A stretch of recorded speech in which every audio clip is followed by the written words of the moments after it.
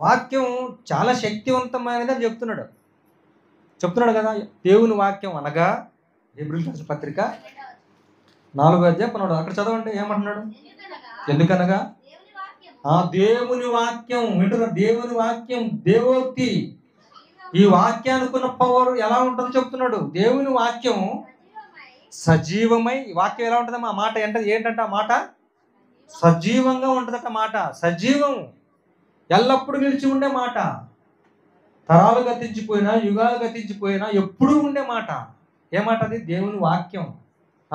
దేవుని వాక్యం సజీవమై బలము గలది. వాక్యానికి బలం కూడా ఉందట. ఏ బలం? కండ బలం, గుండె బలం కాదు. నీ హృదయానికి చేతులిచ్చే బలం, మహాలోకానికి నడిపించే ఆత్మ సంబంధమైన బలాన్ని ఇచ్చే బలం.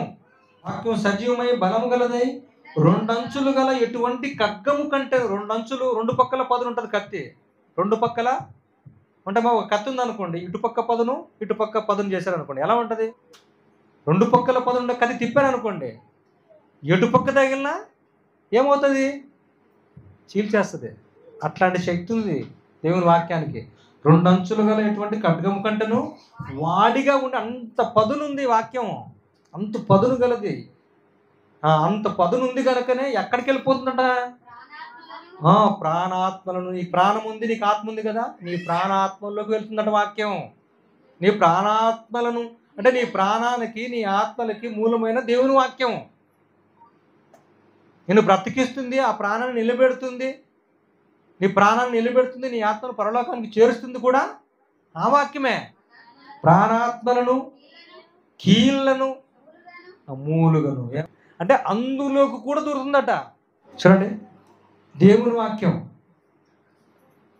ప్రాణాత్మలను, కీళ్లను, మూలుగను విభజించినంత మట్టుకు దూరుచు అందులోకే వెళ్తుందంటే, మెత్తనిది మాంసము గలది అయిన హృదయం యొక్క తలంపులను, ఆలోచనలను శోధిస్తూ, నువ్వు ఎలాంటి వాడువో, నువ్వు ఎలాంటి క్యారెక్టర్ కలదానివో, నీ బుద్ధి ఏంటో, పైకి బాగా కనబడుతున్నావు, నీలో ఎన్ని దుర్గుణాలు ఉన్నాయో, ఎన్ని దుష్టత్వాలు ఉన్నాయో, ఎన్ని అసూయలు ఉన్నాయో, ఎన్ని కక్షలు ఉన్నాయో, వాటిన్నిటిని కూడా ఏం చేస్తుందట ఇది వాక్యం?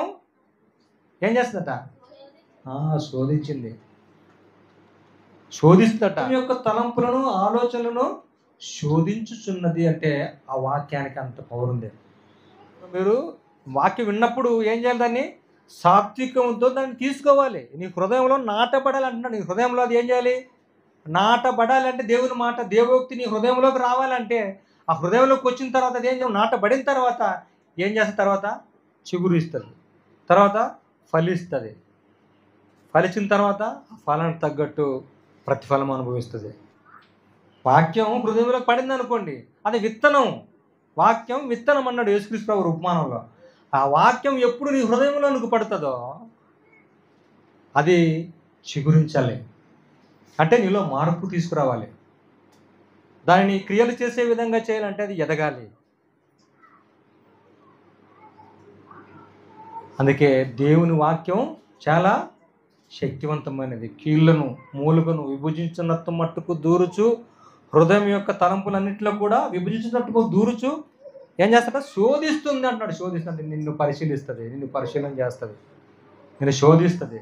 అందుకే దేవుని వాక్యాన్ని మనం ఎప్పుడు కూడా అశ్రద్ధ చేయకూడదు. దేవోక్తి అంటే దేవుని మాట. ఇప్పుడు యేసుక్రీస్తు వచ్చి ఆ మాట, ఇప్పుడు ప్రవక్తల కంటే మహాప్రవక్త వచ్చి మాట్లాడుతున్నాడు. ఇప్పుడు ఏమని ఆయన చెప్పాడు కదా, యోనా కంటే గొప్పవాడు ఎక్కడ ఉన్నాడు? అది నేనే. నా మాట వినకపోతే మీరు ఏమైపోతారు? ప్రవక్తల నోట ముందుగానే చెప్పించాడు ఈ మాట. అతని నోట నా మాట ఉంచుతాను, అతని మాట మీరు ఖచ్చితంగా విని తీరాలి, వినకపోతే విచారం చేస్తాను.